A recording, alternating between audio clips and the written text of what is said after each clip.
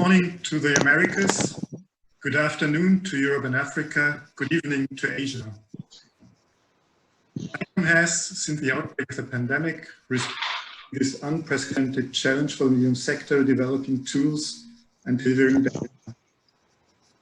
With help for network and partners such as Interpol, ICOM published statements and recommendations, like funding, advocacy, security, and others.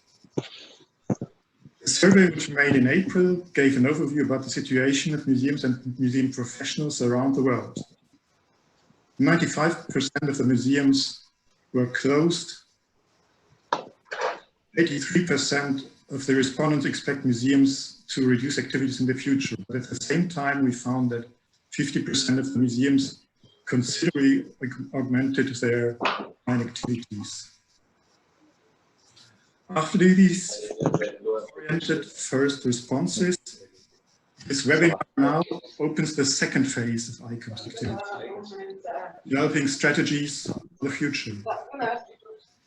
Today, we will do the openings and will exchange experience from countries where museums are already open again, as in Asia and Europe, and countries where they are still closed, as in Colombia.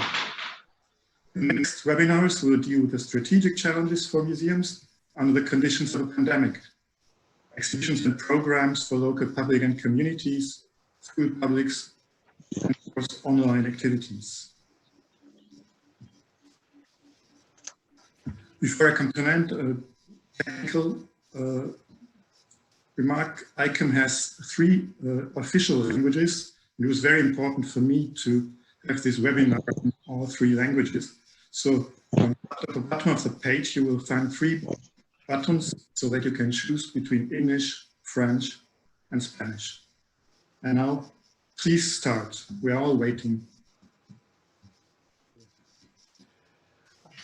Thank you so much, Peter. My name is Vinod Daniel. I am an executive board member, and I'm going to be actually moderating this session.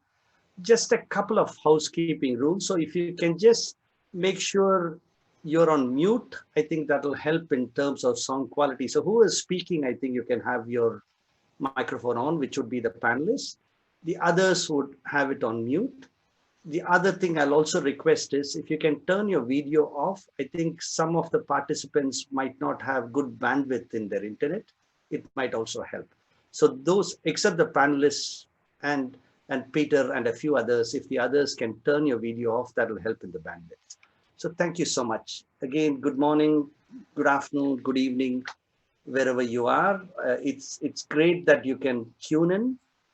You can connect via Zoom. Some of you have done that. Some of you have tuned in and watching through UCAT TV. It's great. We have a fantastic panel of 4 speakers from different parts of the world. So they're going to be spending 4 to 5 minutes just to give a bit of a snapshot on how museums are as they reopen during the lockdown and what are some of the issues there. Each of them is going to speak for about 4 to 5 minutes. After that, we have about 4 questions that I'm going to put to them as the moderator. Following that, it'll be great to ask them questions from you. And the way that will work is if you can take the chat button and type your question and send that, then I'll pick some of the questions. We may not be able to answer all the questions, but I'll pick as many questions as I can and then put it across to the panelists. So without spending any more time, let me introduce the 4 panelists and they'll go in the same order as I introduce them. The first speaker is going to be An Laishun. An Laishun is the Vice President of ICOM, and he's a Secretary General of the Association of Chinese Museums and Editor-in-Chief of the magazine Chinese Museum. He teaches heritage and museum studies at 3 universities in China. The next speaker after him is Elke Kellner. She's a journalist, radio and TV producer, and curator. She graduated in History of Art and Archaeology. She's Managing Director of ICOM Austria and board member of Blue Shield Austria and ICOM Europe. The next speaker after that is Cristina. She is the head curator of the Museum of Bogotá in Colombia. She has previously been Art and History Curator at the National Museum of Colombia and led the Museology Department at the Museum of Memory of Colombia. And the fourth speaker is going to be Cristina. He's the director of the Blackitude Museum and Art of God Gallery in Cameroon. He was recently elected president of ICOM Cameroon and vice president of ICOM Advisory Council. So without further ado, Laishun, would you like to start? Hello, Peter. Hello, Vinod. Hello, everyone. Greetings from China. I'm very pleased to be invited by Mr. Peter Kellner, the Director General of ICOM, to participate in this webinar to discuss the topic on the pandemic and museums. And I'd like to share you some information of Chinese museums in this special period of time. As we know, the COVID-19 has significantly impacted on museums globally at all levels.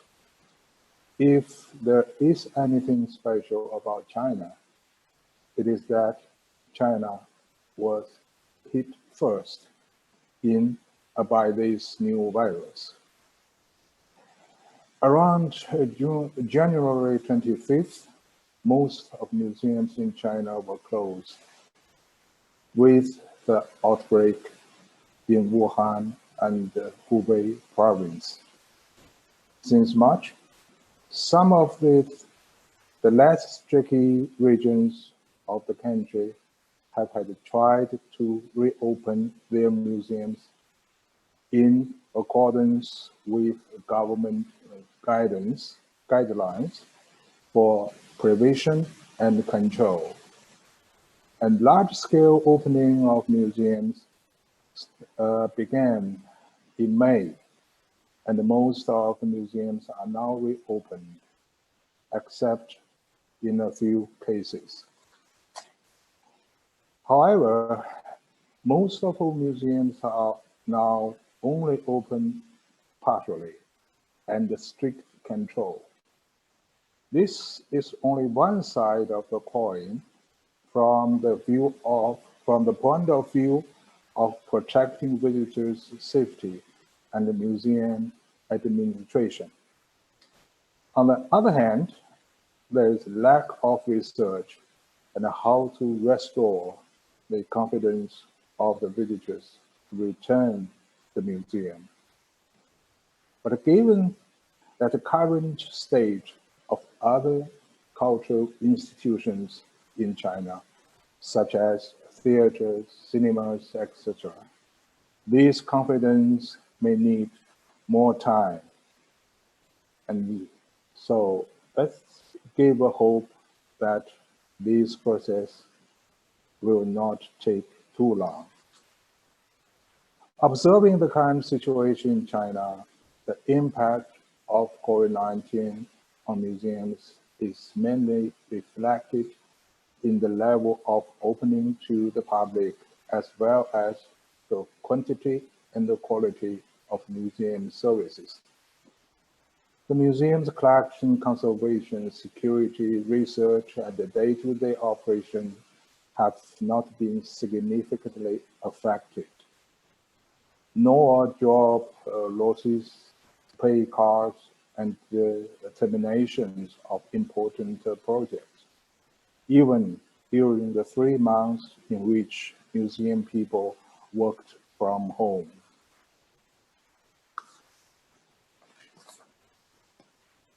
That's more or less the general information from my side. Yeah, thank you so much, Laishun. So we'll come back with more questions later on. Just for everyone who is tuned in, there's translation available in Spanish and French, and you just need to press the interpretation button there and pick language you want the translation to happen. And could I also kindly request everybody who's a participant, just turn your video off. That will help in the bandwidth for some of the people who might find it hard. So just turn your video off if you can. Over to you, Elka.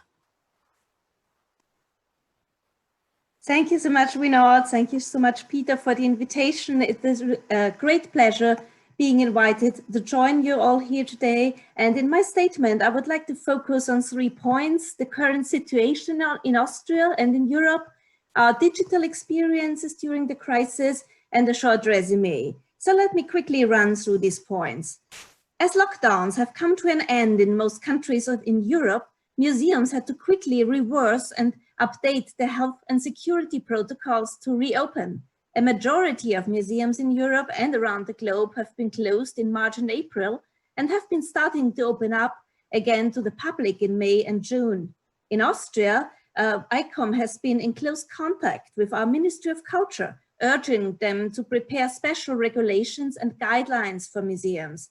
As the legal orders in the end did only provide a general regulation, we connected with local museums associations throughout Austria to develop specific guidelines for museums, their staff and their visitors. We have since changed and adapted these guidelines a couple of times in accordance to current legal developments. ICOM Austria has also been in touch with other European national committees of ICOM and of course the General Secretariat to exchange information on opening up the museums. Since May 15, museums in Austria were allowed to open up again, though most museums took some more time for preparation and opened by the end of May or in June, and some are still opening up in July. Museum staff and visitors do not need to wear masks at the moment. Keeping a safe distance of at least 1 meter apart is required. Events with an attendance of 100 people are allowed at the moment, with further easing of regulations to come. It is still our foremost goal, of course, to protect the health of both visitors and staff during this pandemic to avoid infections. As we are happy to be allowed to open up our museums again and provide spaces for communication, interaction, study and enjoyment, visitors are only slowly coming back. Many are still reluctant to be in public or do not have the time or money to visit exhibitions. The turnout on the weekends, though, is very promising, opposed to visitor numbers during work days. To give you some perspective on Europe, but I think we mentioned the financial situation a little later. Almost 95% of the museums in Europe were closed down, of course, with a very considerable loss of income. More than 80% lost income during lockdowns. Staff members had to work from home. Many had to reduce their working hours, connected with a loss of income. And the situation of freelance museum professional is very alarming. More than 20% were temporarily laid off, and many haven't got their contracts renewed. So this is a situation where staff really has to fight with the current situations, and more likely education staff has been threatened by their unstable jobs, and with no financial backup, they have huge problems and hope to come again when museums reopen. Secondly, the digital experiences during the COVID-19 crisis, as museums were closed, there were not many ways to play an active role on site, but museums have been quick and very active in their response, adapting to the new situations of the pandemic, shifting their focus to addressing needs within the communities in this situation. For example, museums started donating masks and gloves from the conservation departments to hospitals that desperately needed them. Museums also contributed to the reduction of isolation and loneliness by massively increasing their digital services to engage people staying at home. Museums stimulated the sense of trust and community by requesting people to share objects, stories, and experiences during the forced quarantine during the crisis. From surveys, we know that people very much responded to the digital programs offered by the museums, and most of those visitors were looking for social interaction, fun, distractions, or something to read. Most of you will have seen or even contributed to the Tableau Vivant challenge, where people created works of art with objects they found at home during the self-quarantine. And this has been a great example how to activate and encourage audiences to exchange with museums' collections. ICOM Austria has set up a Padlet that gathered 130 digital initiatives from museums here in Austria. We saw that also very small museums were very active on social media, on Facebook or Instagrams. Many museums already started to collect objects to document the crisis. Museums were posting objects from their collections, highlighting connections to local communities, and so on. So many initiatives were going on. The ICOM survey shows us that the positive digital experiences for those museums who are well connected to the online world stand in contrast to museums that have very limited access. For example, only 5% of museums in Africa were able to provide online content due to a lack of internet access. In that way, the COVID-19 crisis certainly reveals the dramatic differences in access to resources and that the museum world is still far from being digitalized globally. I would like to end with a short resume about the impact and aftermath of this crisis. In this difficult time of a pandemic affecting so many people worldwide, the social responsibility of museums is most rightfully pointed out. The reopening of museums as cultural institutions fulfills one of the basic needs of society, to enjoy a vivid cultural and social life. In a time of upheaval and insecurity, many people, from having to deal with the health risks for a pandemic to the threats of a global climate change and the most recent outbreaks of racism and police brutality, museums have to serve as institutions of memory and lighthouses for our society. Museums are not neutral in that part. They provide facts and content, they support diversity and sustainability, they are part of local as well as global communities. The COVID-19 crisis could be a possibility to focus more strongly on this important role of museums and the role museums have for society and the communities that surround them, building a common ground of understanding based on the exchange and dialogue. Museums are also a very important factor of our economy. In Austria, every euro of funding is almost doubled by museums investing that money in local enterprises. They are important employers, fostering many jobs in the cultural field. But we have to remind our governments of the important roles museums are playing. We have to remind them to provide public funding for culture and museums, and that is not a luxury, but a necessity, because museums are storing our memories, and by connecting to the past and the future, museums provide us with a perspective for the here and now. And so they need a lot of funding in these situations, and we hope we get that soon. Thank you. Thank you so much, Elka. Cristina, do you want to make your opening comments? Thank you, ICOM, for the invitation, and hello to the participants. In Colombia, as in the Latin American region, museums are still closed. The first museum in Colombia will open up 1st of July in Medellin. And the curve here is still on the rise. So we have this strange situation of sectors of the economy opening up, but still no way in sight that curve going down. I'm a curator, but I also participate in a discussion with museums in Bogotá, Colombia's capital, on all these issues about reopening and resources and the strenuous financial situation for museums. So I want to point out four major areas for our discussion. The first one is, we all know that previous to this situation the pandemic brought on us, it was already a fragile world for museums. So this varies country to country, but generally policies and funds, governmental funds for museums are scarce or precarious.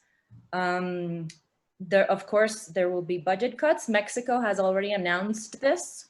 So my first question is, what are we going back to? What is normal in terms of the whole museum political world? Elke was just mentioning that many museums have no digital access. Well, at least half of the population in Colombia does not have access to the internet. So of course, all of this output that museums have done virtually, their collections, podcasts, amazing conversations with other museum professionals have been this sort of mind for curativity. But here I wanna ask, do we need to do more listening now? Everybody's putting out ideas, but who's listening to them? My third idea here is, of course, we've seen inequality, like this is what pandemics do. They bring out the structures of society that were already there before the pandemic. And so there's also this issue of the museum world is unequal. We cannot talk about museums as if they were one big thing, a big horizontal world. So I think we need to do definitely more work on solidarity between museums, more collaborations. And a big question that came up in one of these forums that I was listening to recently was the issue of relevance. Elke was mentioning the climate and social justice crisis. Well, we've known this for in the early 1970s. We know that this was coming up. What have museums done in the past 40 years? So I think this is also the time to ask, what are we gonna do? What are we doing now? What are we gonna do so that the future looks different? And we have a very sort of difficult geopolitical situation in Latin America. We have authoritarian regimes. In Colombia, we still have armed conflict. And this just adds up to deforestation and other. So COVID is just a little part of a bigger crisis. It was sort of the thing that came to tell us, okay, humanity, we need to really need to do things differently. And finally, I understand why museums need to open up, especially as Elke was saying, they're part of the economy, very important. And some of them are very anxious to open up because this is how they get much of their funding. But as they open up, we also need to ask, how can we rethink our roles to better serve communities, but really to go from discourse to action, and especially in a region where we concentrate the highest inequalities. And this has just been made worse by the pandemic that we're still living. So what are museums really gonna do and not just say that they're gonna do? Thank you. Thank you so much, Cristina. Christian, do you want to make your opening comments, Christian?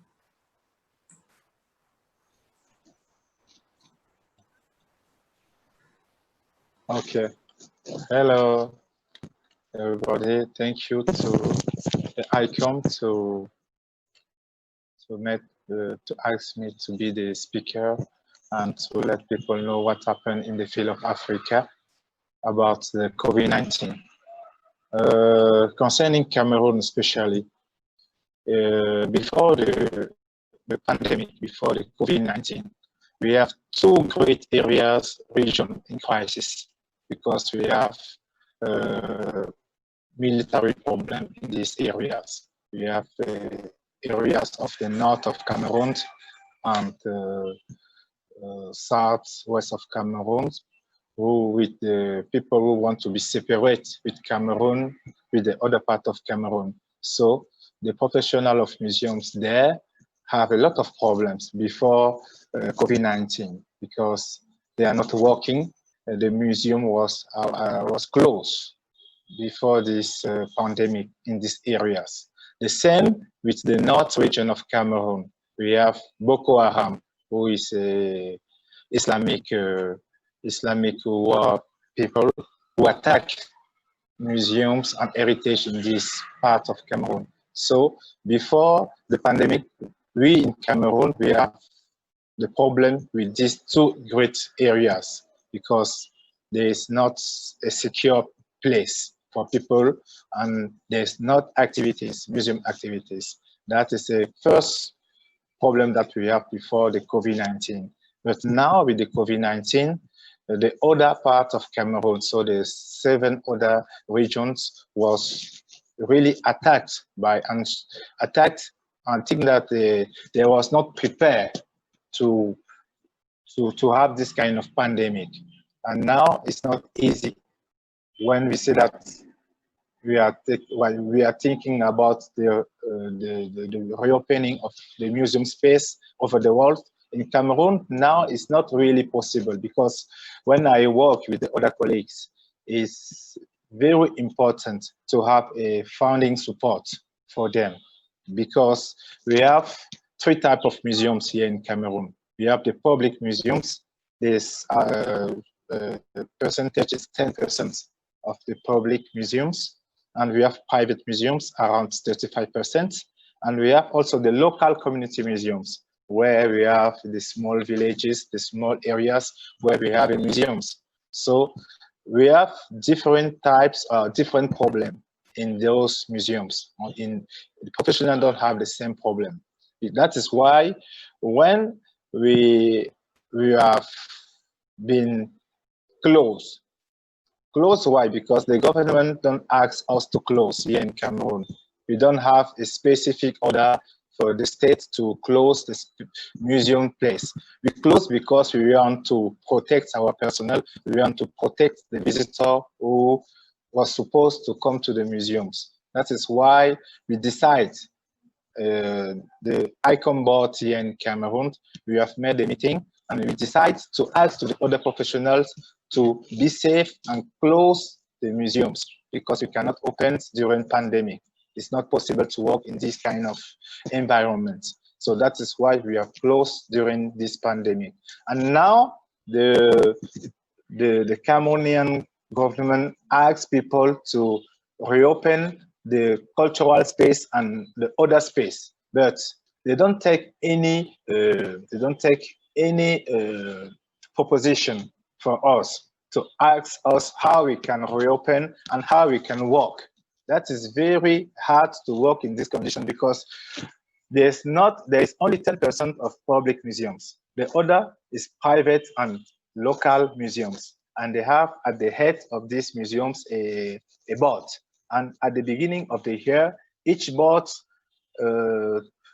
have a little budget for the year to have programs and activities. But now there is a specific problem because now we have to integrate digitalization. And you know that in Africa, the internet is not really democratized. So we cannot say that we will integrate the digital aspect in our museum without funds. So that is the first problem. So if you want to integrate virtual exhibition, to have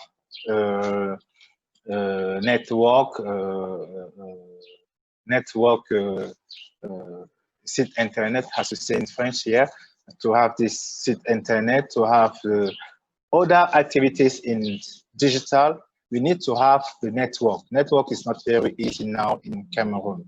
And the problem also that we have is that we have to secure the areas where we have the trouble. The secure to the North Cameroon and the Anglo-Saxon areas where we have the military problems. So museums there are closed. And we have first to protect the collection because we have to fight against the illicit traffic of collection because during this time, people can sell collection everywhere and we cannot have a really information where those collections have been placed. So that is the problem that we have also here in Cameroon. And the problem of professionalization of personnel, because most of the personnel now was not really professional. And today we have at the university programs concerning conservation concerning museology. But now, when the museum has closed, what will happen with these students who now study museology, conservation? Because the future is not good for us. The future is, we are in danger in this time because we have the problems with the COVID, we have the problem with the insecurity in some areas. And that is why today this webinar is very important, to have the point of view of other colleagues coming with whom we discuss over the hall, to see their experiences also, and to have some ideas to see how we can thinking this reopening space here in Cameroon and in Central Africa areas. That is very important because we have financial situation which is not good, because most of those museums didn't receive a budget from the government, because the government don't have money to help museums or cultural institutions. That is the problem that we have. And as professional museum, as the president of ICOM, we are working with the board here to thinking some solution who will be adapted by the museums. But what I can tell to you now is that more than 50% of museum is still closed now, because we cannot open before have different measures who will protect our visitor, different measures who will protect the personnel, and who will help us when we want to work really safely. So that is the problem that we have here. So my museum is closed. National Museum of Cameroon is closed.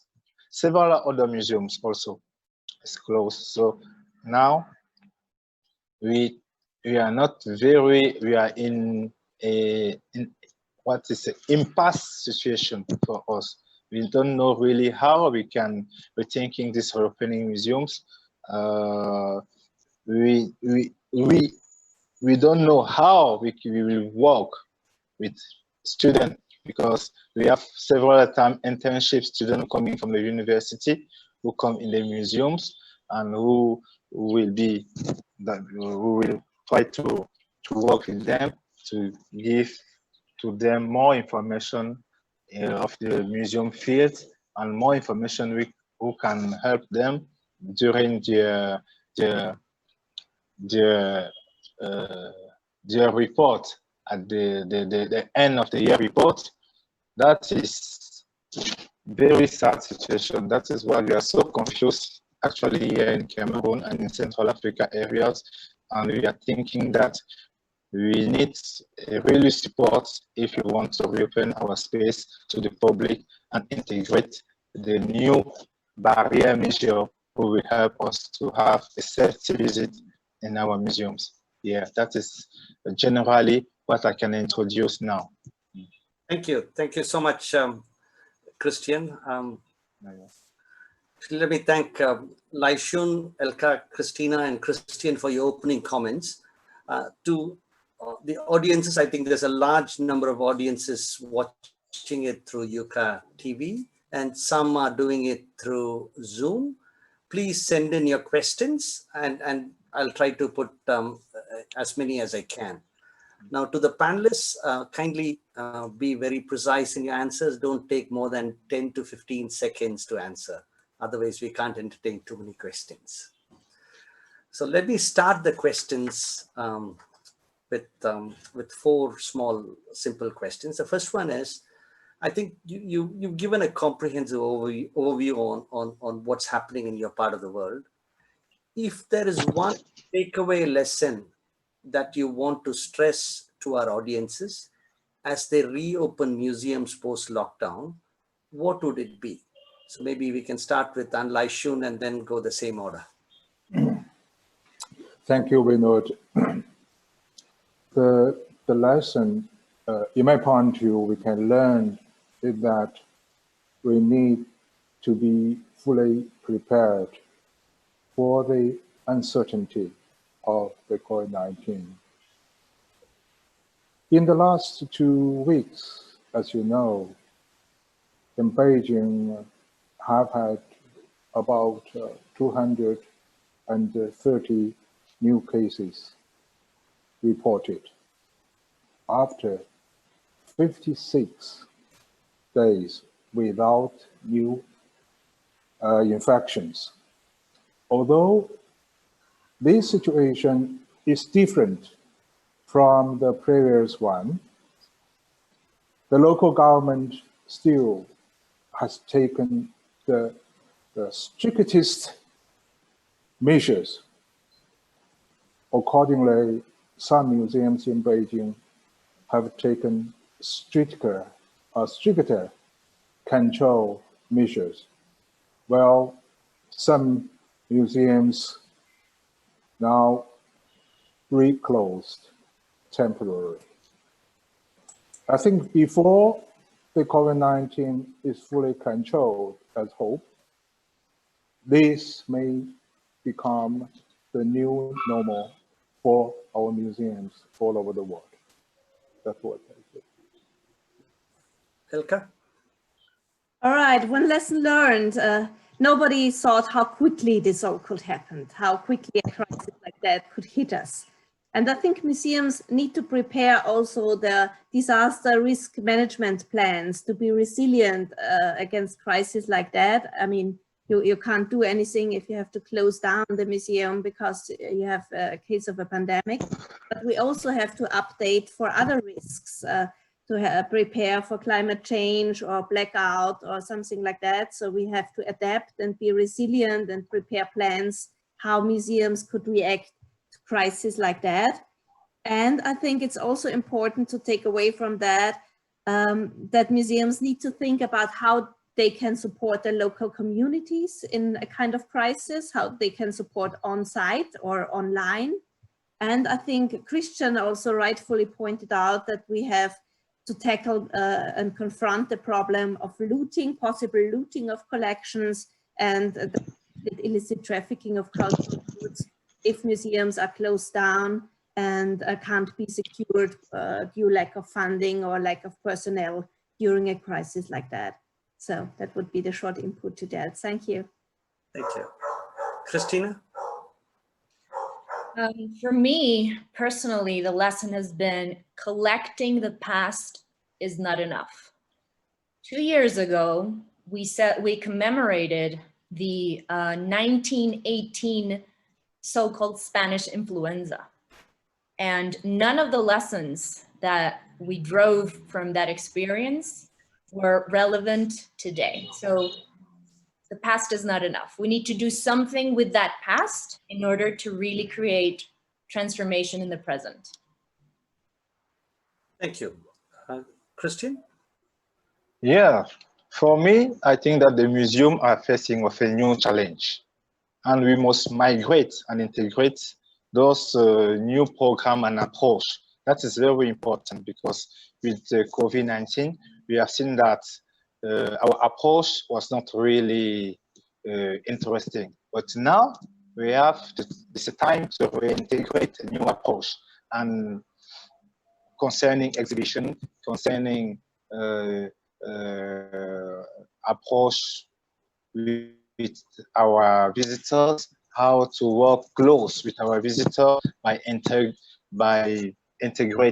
digitalization network programs who will help us to work close with our visitor and also close with the student at the university who are preparing to work in the museums as conservator, as mediator, and so on. So that is the great lesson that we can have because now COVID-19 asks us to rethinking our programs. Thank you, Christian. The next question onwards, all of you don't need to answer. One of you can just, probably answer, but if others want to add on to that, that would be great. I'm combining one of my questions with a question that Maria has posted. How do you make audiences revisit public places, especially museums, during this pandemic period? What can you do to make them confident and safe to visit museums again?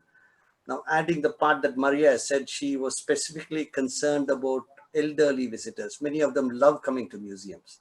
how do you make sure that they can come safely and they feel confident in coming to a museum? Who wants to start? Just unmute yourself and you can answer.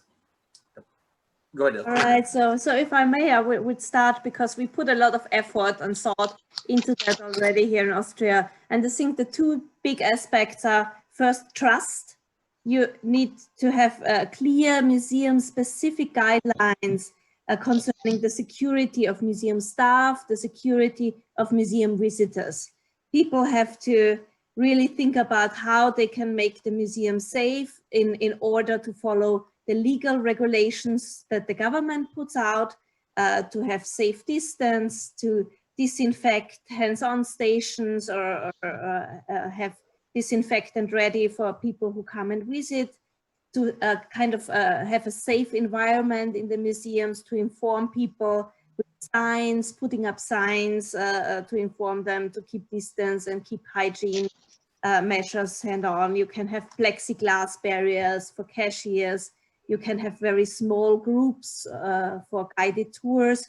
So all these measures have to be taken care of so that people can feel safe, that they feel they have enough distance, and they can visit the museums in a safe environment. And on the other side, it's important to raise interest to come to the museum, because here we don't have any tourists at the moment. So international tourism has come to a halt currently. So you have to remind local people, local visitors, to come to the museum to have maybe a new experience, maybe put out programs and activities for local people to give them a new experience of the houses. And we also thought about promoting museums as learning spaces for schools and students, so they could come and visit the museums and kind of use the resources museums can provide to go on with their studies. So briefly to that, thank you. I just want to add something very short. I think museums need to go out of the museum. I think museums need to inhabit public spaces, streets, parks, because people have been under lockdown for, at least in Colombia, it's going to be 3 months. So I don't expect people to go from their house to another building. But maybe if we inhabit public space and create trust there, then it'll be easier further on for people to visit the museum. Thank you. Thank you. Would anyone? Yeah, I agree with Cristina, because now we are thinking here in Cameroon programs to go over the building for museums, because we have the holiday period who approach now in Cameroon.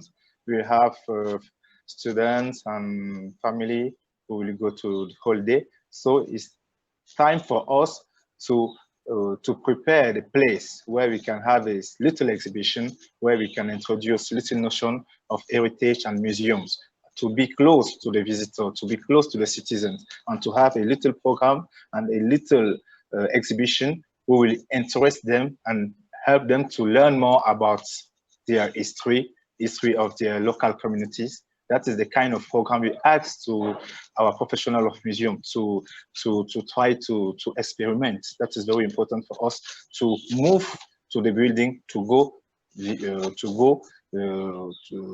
closely for the public. That is very important for us now. That is a new approach that we're thinking that will be good during this holiday period. Thank you. Laishun, would you like to say, or I can go to the next question? Yes, I feel very encouraging when I was listening to other colleagues saying. So as mentioned earlier, we really need to look at the issue of public confidence. Laishun, could you speak to the microphone? I think the volume is going down. Okay. So as mentioned earlier, we really need to look at the public confidence while we're considering how to prevent and control a pandemic. We just mentioned that in Beijing, for instance, the number of visitors has been much smaller than that in before. It is only partly because of the strict control of the total number of visitors every day. Usually less than 30% of the visitors numbers before the COVID-19. But on the other hand, the factor of the confidence of the visitors, people may prefer to choose the outdoor venues instead of museums. So in my point of view, museums should also be a place for, as a collective memory institution that should communicate with the audience, with the visitors, about the knowledge about this COVID-19, as well as the knowledge how to protect themselves. So this is, I think this is something also important for our museums to restore the people's confidence. So now there are about 100 Chinese museums have already launched the project. We called it the memory of COVID-19. So some online exhibitions are launched already. So people are getting to know more about the virus itself, and also how to protect themselves from different occasions. I think it can be a measure for release people's anxious feelings and encourage people to return to museums. Thank you. Thank you. The next question, again, this time I'll probably suggest just make your answers a bit shorter so that we can take more questions. There are thousands and thousands of small museums around the world, limited internet connections.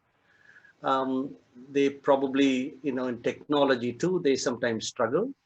There's a lot of discussions on online and other resources. Just wondering if there's any examples that you can give them on what they can do with in that kind of a situation where it's not that easy for them to digitize, to do online things. So that's a number of people have asked that question to the panel. Would anyone like to throw some light on it? Go ahead, Cristina. The museum that I work for actually does not have a great web page, very minimal digital resources.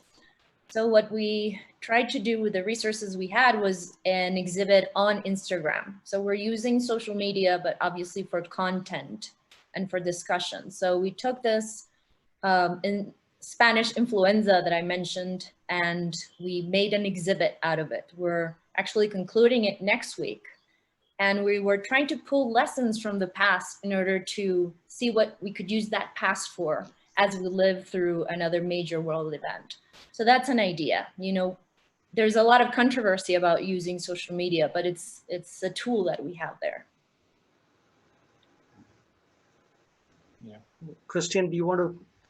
Yeah, Daniel. Yeah, that is very important. We are thinking about it here in Cameroon and in Central Africa areas. To use social media is very important. But now we have the problem of professionalization.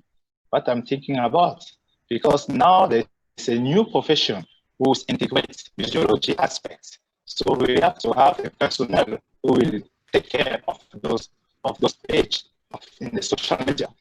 Now we will organize next month. We have some partners with Austria in Cameroon to organize a small session with some professional museums to allow them to use social media and to use especially Facebook first, to start to have a Facebook page, to try to have a small exhibition, how they can use the smartphone or some phone, Android phones, to make little videos to introduce their museums, to let people know what happens in their museums as activities, as programs. That is very important for us, but we cannot do it in all the museums in Cameroon because now we have around 80 museums here in Cameroon, but we cannot do it now everywhere. But we start to have a point where we can start to help those people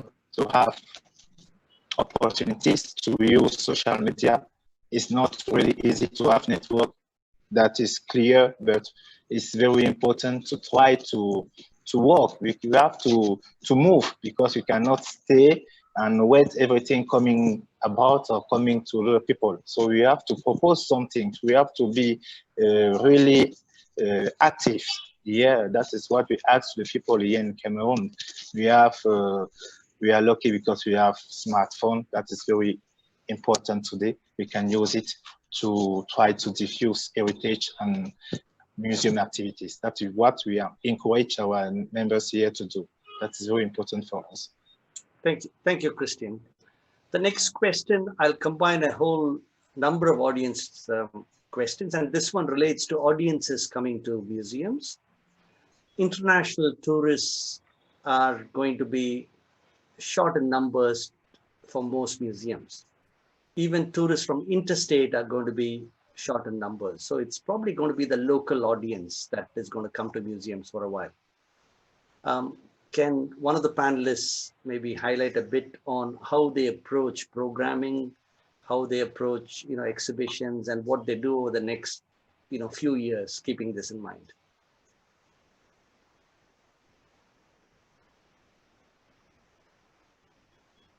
Maybe Elka, you want to take the lead on that? All right, I maybe start with the financial aspects a little bit.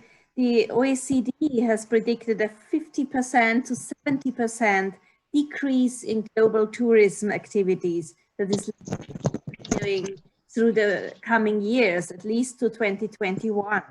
So this is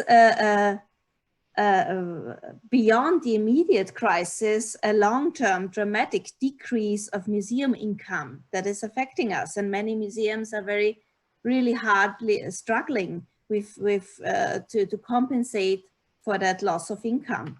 So maybe this is a chance to also tackle this question of over-tourism that museums are, or have been at least, part of it. Maybe this is a chance to go from the big blockbuster exhibitions to maximize visitor numbers, maximize tourist numbers coming to museums, to focus now more on kind of in-depth exhibitions, exhibitions that are more connected to local communities, that tackle maybe more difficult questions or questions that might be of interest for a local community. Maybe also get in touch with people here, have smaller activities, maybe discussions, lectures, guided tours outside, museum walks, whatever you can think of. So that might be the chance for smaller and more in-depth activities to connect museums to their visitors, but financially that will not compensate for the loss of visitor numbers and the financial and economic loss of tourism that will go down. And we have asked our government to put forward a kind of security funding for museums in Austria, not only for the big ones, but also for the small city or regional museums. And we just got the message that there will be a fund of 10 million euros for the big ones, but nothing has been done for the smaller museums yet. So we hope that will be coming. In comparison to that, in Germany, they have a quite big program supporting museums at the moment. They had a rescue fund of 1 billion euro called Restart Culture, Neustart Kultur, and they dedicated 20 million euro to support small museums especially. So we see there are quite big gaps in Europe itself, and this kind of crisis will be ongoing for the coming years. and museums also need a financial security to keep up planning for the coming years for their exhibitions in 2021 or 2022, where the efforts of planning are starting already. So this is still a big question and big open question, I'm afraid. Thank you. Thank you, Elka. And Laishun, would you like to add anything to it?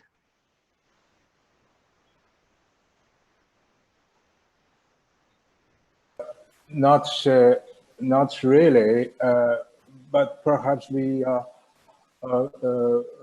have different museum financial policies, because in China, 80% of the museums are public funded, and they have already taken the free admission policy before the COVID-19. So it means they don't really rely on their ticket revenues. Therefore, the museum daily operation will not be seriously challenged, but only if the government does not change their policies fundamentally. And unfortunately, I haven't seen this any signs of this big adjustment, but let's hope it can be continued for future. Laishun, can I ask a follow-up question? So your museum's opened on the 1st of May. So have you done any surveys in terms of numbers, in terms of the profile of visitors coming in? You know, based on that, could you make any comments on what kind of people come? Because the touristic market is still closed nationwide. So the visitors are mainly from the local communities. I mean the local citizens, and on the people's motivation to come back to museums are mostly because of some exhibitions or programs related to the event of COVID-19. They hope to understand better about this crisis. I think that's what I've seen from the recent days. Yeah. Thank you. The next question, again, you know, I'm paraphrasing a whole range of questions on mental health. I think that's coming out to be an issue both for the public because of the lockdown and other things, and also for museum staff. So can any of the panelists share any thoughts on that? I mean, maybe Cristina, you could comment and start if you prefer. Well, the museum that I work for is part of a larger institution called the Heritage Institute. And the Institute has offered all of its employees mindfulness sessions and yoga and all, like, help, you know, understanding that people are now, especially women, in charge of everything. Children, education, cooking, cleaning, blah, blah, blah, blah, blah, blah. So it's been a policy to offer, but I have to say I personally have not taken any of these workshops. So I think my mental health might not be as great right now, especially as we come into the 3rd month of lockdown. And obviously all these digital tools and conversations, they're as close to mental health as I can get, because they're stimulating and, you know, you keep yourself sort of busy and intellectually active. But, you know, I think we haven't, I feel this might be an area where we might be paying so much attention. Thanks, Cristina. Would anyone else like to add? Maybe a little something. I think that there were surveys of people that responded to digital programs of the museums and what they were looking for from all that was offered by museums digitally. And most of the visitors were looking kind of for social interaction, for fun, for distraction, something to read. That were kind of the big points. It might not be so interesting to have like a very nice 3D animated exhibition tour. Most people wanted to interact, or maybe this tableau vivant challenge is a nice thing to mention here, that people can interact socially with something they can do from home, and that gives people some perspective to be in a broader community and to share thoughts about art, about culture, about something of their common values or common interests.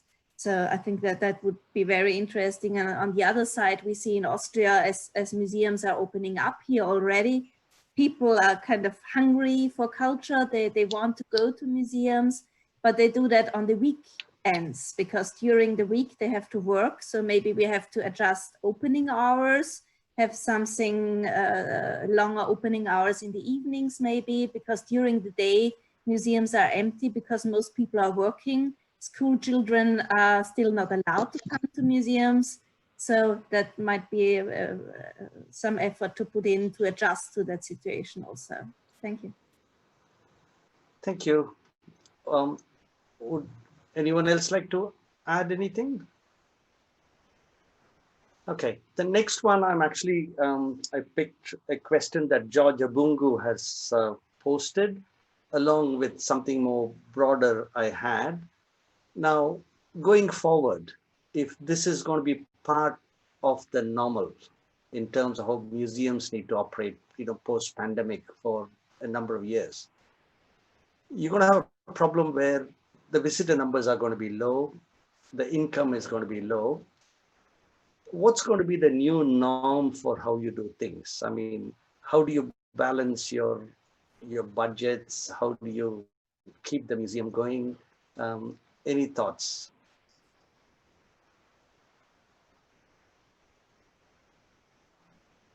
I can share some ideas. Yeah. Don't know how elaborate they can be right now, but somebody was posting about, and I think it's a discussion. I don't think there's only one way to look at this, is selling content, the issue of selling content, whether it's on YouTube or any other platform. I would prefer a different way. For instance, I would prefer if governments would subsidize content making, and then so that museums can have income, and then content can be made available to a large audience. I've also seen museums in Colombia start crowdfunding campaigns. Somebody was asking about selling face masks and working with artists. I think museums are already doing this. And I think we need to think more. I'm not a specialist on this, but I think we need to think more about solidarious economy. So if capitalism has brought us to where we are, I don't think we should have a new normal. I think we should really think creatively, and we're museum people, so we can do this.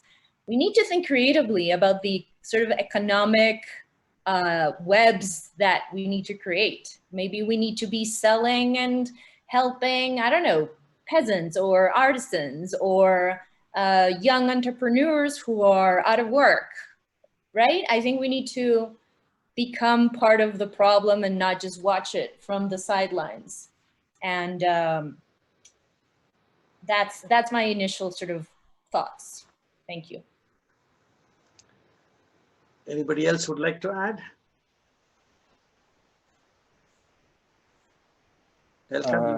Maybe a small, sorry. I think the museums also need to have a strong lobby, like something ICOM could provide to make clear to governments all over the world of the very important roles museums are playing. We talked the last few years about the important social role of museums for society, for local community, or museums as schooling institutions for kids to experience science or whatever is going on. Many different roles that museums are taking on, providing facts, being memory institutions for our society. And we have to remind governments that it's important to support museums, to be able to take on these roles, and that also means financial support. And many governments making big plans and rescue funds for different parts of the economy, and museums are also a very big part of the economy. For tourism, they are big employers, they are supporting local enterprises.